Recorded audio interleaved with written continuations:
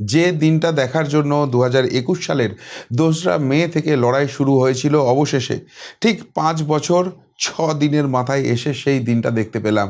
এই রাজ্যে অবশেষে ঠিক হয়ে গেল প্রথম রাষ্ট্রবাদী মানুষ হিসেবে কে মুখ্যমন্ত্রী চেয়ারে বসবেন। শুভেন্দু অধিকারীর নামে সিলমোহর পড়ে যাবে। দেখুন, আপনারা হয়তো অমিত শাহজি যখন অফিসিয়ালি ঘোষণা করেছেন তখন জেনেছেন, কিন্তু আজকে আমাদেরকে ডাকা হয়েছিল যারা আমরা এই লড়াইয়ে কাজ করেছিলাম।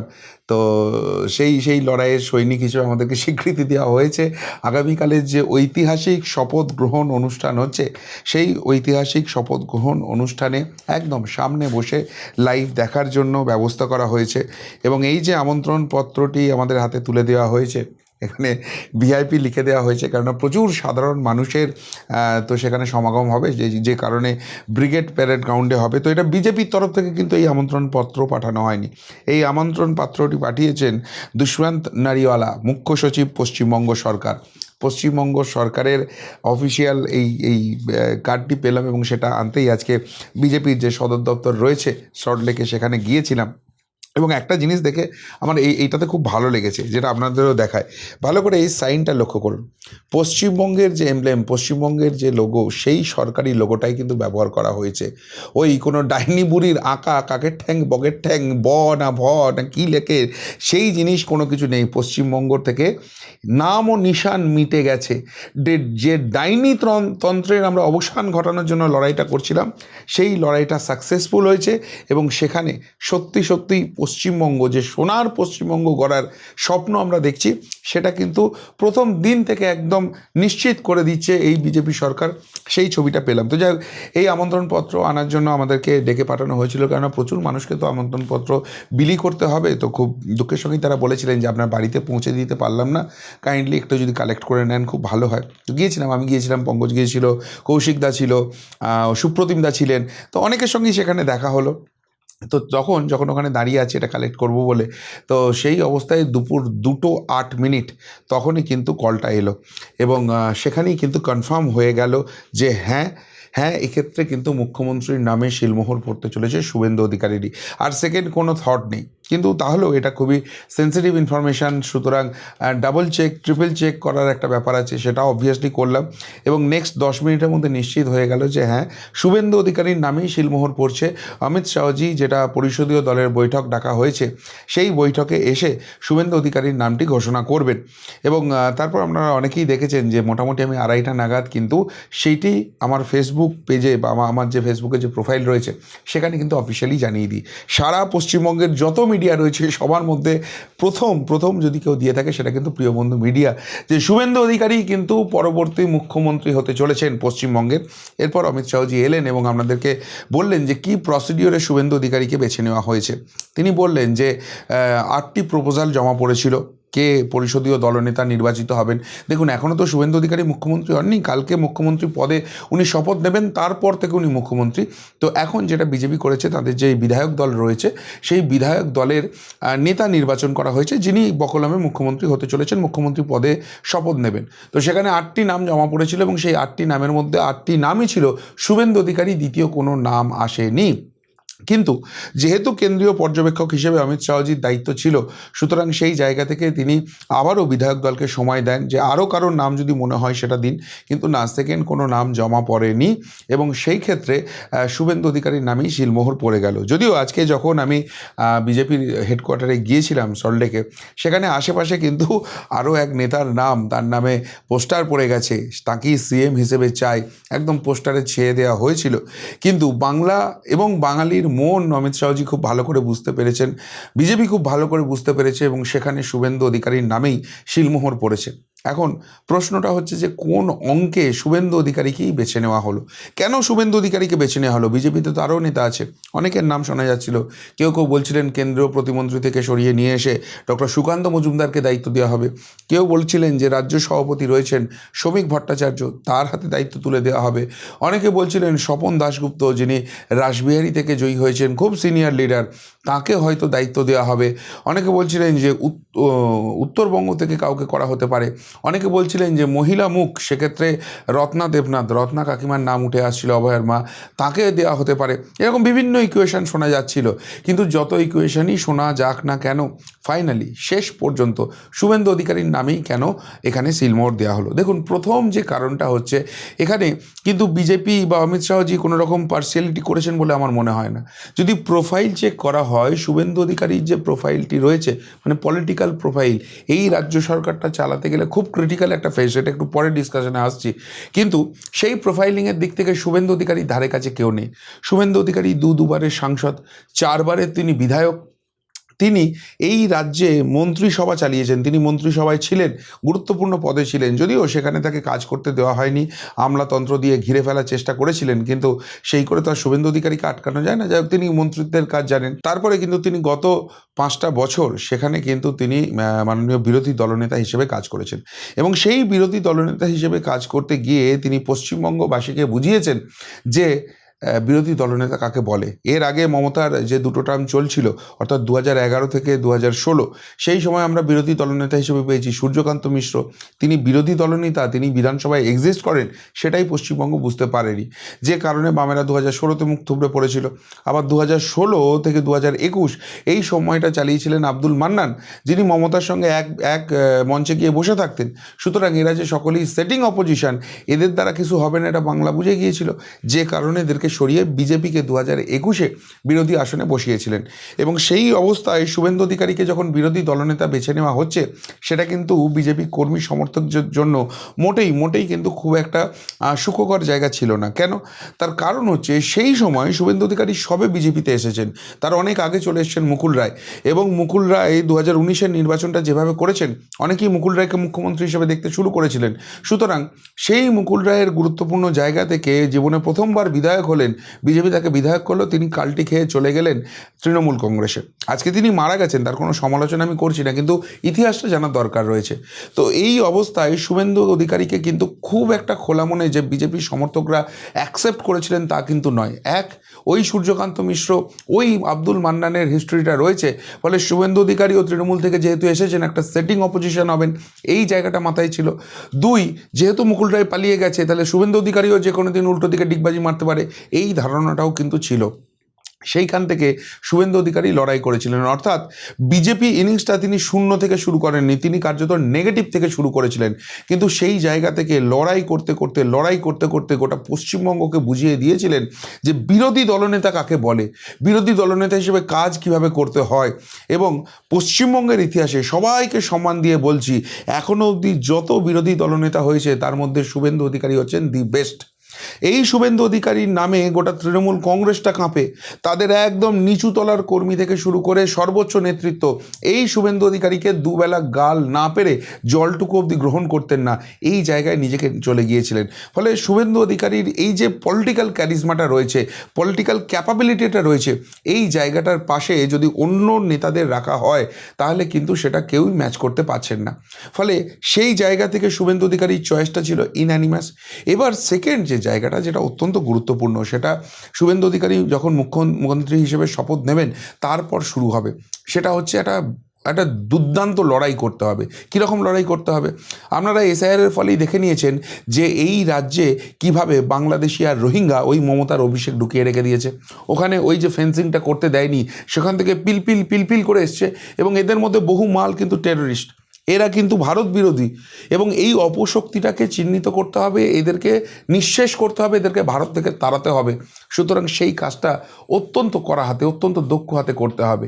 2, এই তৃণমূল গত 15 বছরে সীমাহীন চুরি করেছে, এদের দুর্নীতির কোনো আতাপাতা নেই। সুতরাং সেই সমস্ত চুরিগুলোকে ধরতে হবে, এবং ধরে সেগুলোর যথাযথ আইনগত ব্যবস্থা করতে হবে। 3, বিজেপি কিন্তু মানুষকে অনেক প্রতিশ্রুতি দিয়ে এসেছেন, যেখানে 3000 টাকা করে দেওয়া হবে অন্নপূর্ণা ভাণ্ডার, মায়েদের দিদিদের হাতে সেই টাকাটা পৌঁছবে, যতদিন না চাকরি হবে সেই জায়গা থেকে যুবদের হাতে 3000 টাকা করে দেওয়া হবে। এখানে সরকারি চাকরির যে ব্যবস্থা রয়েছে, যেগুলো শূন্য পদ পদ রয়েছে সেগুলো দ্রুত পূরণ করার ব্যবস্থা করতে হবে। 3, নতুন চাকরি যে জায়গাগুলো রয়েছে সেইগুলোকে তৈরি করতে হবে, ক্রিয়েট করতে হবে। সরকারি কর্মচারী যারা রয়েছেন তাদের বিপুল পরিমাণ ডিএ এই মমতার অভিষেক এদের দল সব চুরি করে রেখে দিয়েছিল, দেয়নি, সেইটা দেওয়ার ব্যবস্থা করতে হবে। 7 পে কমিশন যেটা 45 ডেজের মধ্যে করতে বলা হয়েছে সেই জায়গাটা তৈরি করতে হবে।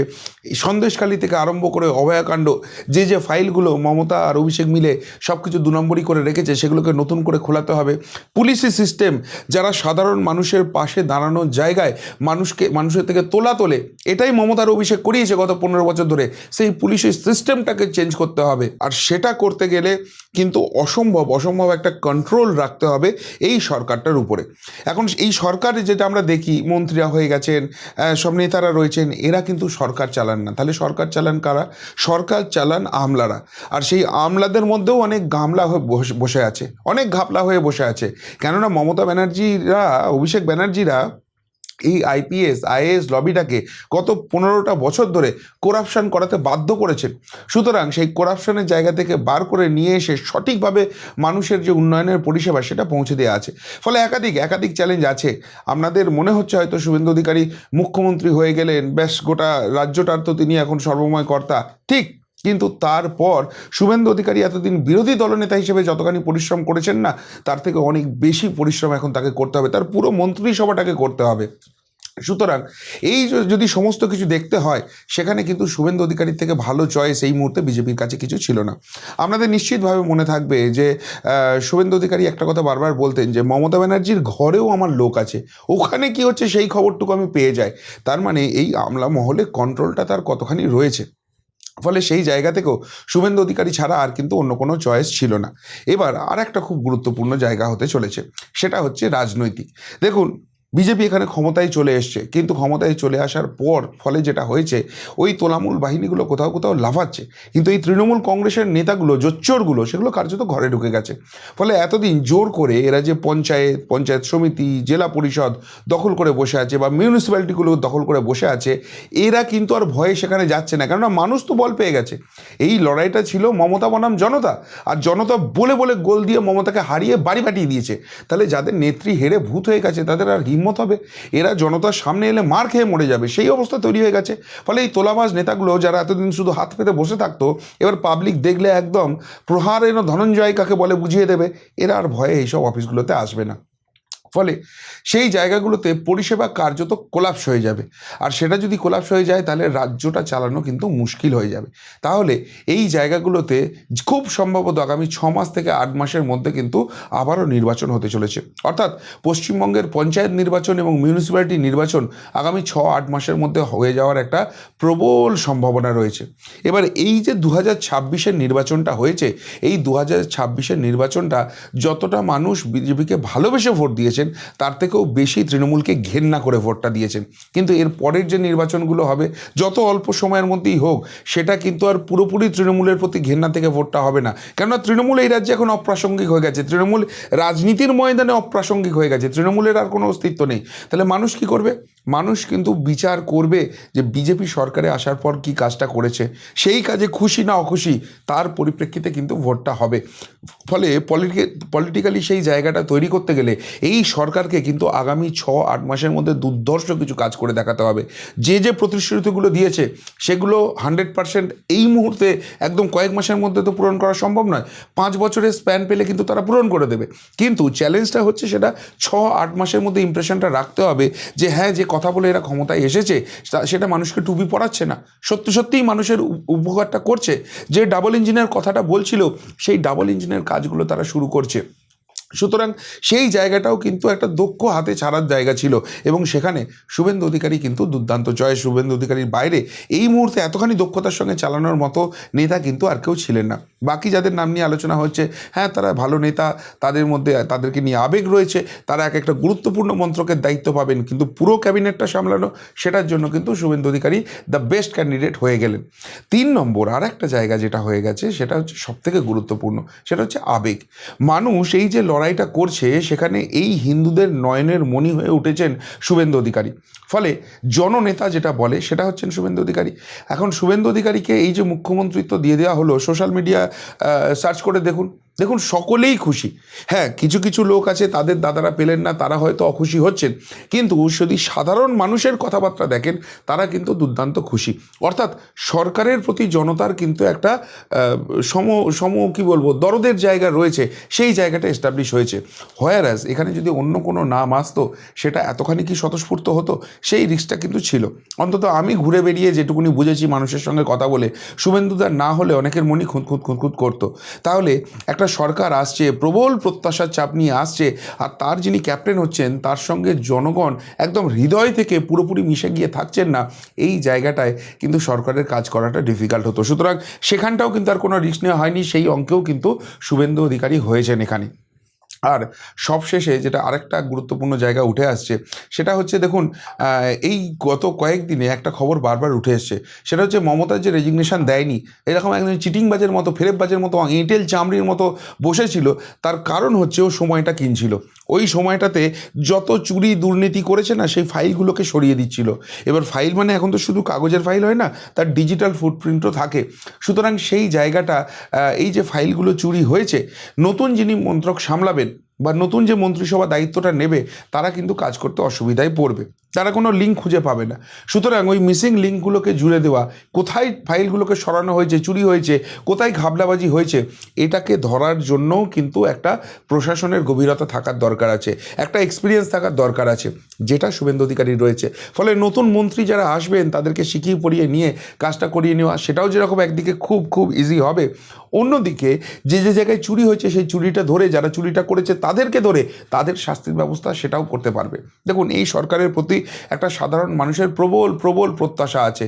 পশ্চিমবঙ্গ শুধু গত 15 বছরে বঞ্চিত হয়েছে তা তো নয়, তার আগের 34টা বছর সেখানেও কিন্তু তারা বঞ্চিত হয়েছে। প্রায় 50 বছরের বঞ্চনা শুধুমাত্র এদের এই রাজনৈতিক কলতলার ঝগড়া করার জন্য, এই সিপিএম আর তৃণমূলের জন্য আজকে এই জায়গায় বাঙালি এসে দাঁড়িয়েছে। পশ্চিমবঙ্গের শেষ ডেভেলপমেন্ট যদি কোথাও হয়ে থাকে সেটা ডক্টর বিধান রায়ের আমলে, যখন কেন্দ্রেও কংগ্রেস সেখানেও কংগ্রেস, তারপর কিন্তু সেই অর্থে কোনো রকম কোনো ডেভেলপমেন্ট হয়নি। এবং এই রাজ্যের বেশিরভাগ মানুষই আজকে কিন্তু কাজের জন্য তারা কিন্তু বাইরের রাজ্যে যেতে বাধ্য হয়, ফলে সেখানে গিয়ে তারা ডাবল ইঞ্জিনের স্বাদ পেয়েছে। ফলে এই পশ্চিমবঙ্গে কিন্তু প্রবল প্রবল প্রত্যাশা রয়েছে প্রত্যেকটা ক্ষেত্রে। শিল্প ব্যবস্থা ভেঙে পড়েছে, স্বাস্থ্য ব্যবস্থা ভেঙে পড়েছে, চাকরি, গভর্নমেন্ট চাকরি সেখানে নেই, সব জায়গায় ঘুষ, চুরি, দুর্নীতি এইগুলো চলছে। এই যে অবস্থানটা রয়েছে, এবং যে অপোজিশনে যারা রয়েছে তৃণমূল কংগ্রেস, তারা তো ডিস্ট্রাকটিভ শক্তি, সব কিছু ধ্বংস করে দিতে চায়। এই যে শপথ গ্রহণ অনুষ্ঠান, সেখানেও নাকি তারা আসবে না, কোনো রাজনৈতিক সৌজন্যের দ্বার ধারে না। সুতরাং এই রকম একটা অসভ্য বর্বর দলের বিরুদ্ধে লড়ে রাজনৈতিকভাবে এবং প্রশাসনিকভাবে রাজ্যটাকে চালাতে হবে, এবং যে গভীর গাড্ডায় পড়ে আছে সেখান থেকে তুলে এই রাজ্যটাকে আগে নিয়ে যেতে হবে। কঠিন টাস্ক, কঠিন টাস্ক, এবং সেই কঠিন টাস্কটাকে সহজভাবে হ্যান্ডেল করার জন্য দ্য বেস্ট পারসন ছিলেন শুভেন্দু অধিকারী, এবং সেই জন্যই তাকে কিন্তু ক্যাপ্টেন হিসেবে বেছে নেওয়া হলো। সেই জন্যই তিনি পরবর্তী মুখ্যমন্ত্রী হিসেবে পশ্চিমবঙ্গের শপথ নিচ্ছেন, এবং গোটা বাংলা, গোটা বাঙালি, গোটা হিন্দু সমাজ, গোটা পশ্চিমবঙ্গ স্বপ্ন দেখতে শুরু করেছে যে সোনার পশ্চিমবঙ্গের কথা বারবার বারবার বিজেপি বলেছে, সেইটা হবে, হচ্ছে। সুতরাং আগামীকাল ঐতিহাসিক দিন, এবং তার আগে বিজেপি পরিবার কিন্তু ঐতিহাসিক সিদ্ধান্ত নিলেন যে শুভেন্দু অধিকারী সবথেকে যোগ্য ব্যক্তি, যোগ্যতম ব্যক্তির হাতে এই ব্যাটনটা তারা তুলে দিলেন, এবং তার হাতে এই পাওয়ারটা তুলে দিলেন যে পশ্চিমবঙ্গকে সত্যিই ডক্টর শ্যামাপ্রসাদ মুখোপাধ্যায়ের স্বপ্নের রাজ্যে পরিণত করো। কি হবে ভবিষ্যৎ বলবে, কিন্তু ইনিংসের শুরু সত্যি সত্যি যেটা এক্সপেক্টেড ছিল সেটা হয়েছে। বাঙালির হৃদয় বিজেপি কিন্তু জয় করে নিয়েছে। শুভেন্দুদার উপর প্রচুর প্রচুর এক্সপেকটেশন রয়েছে।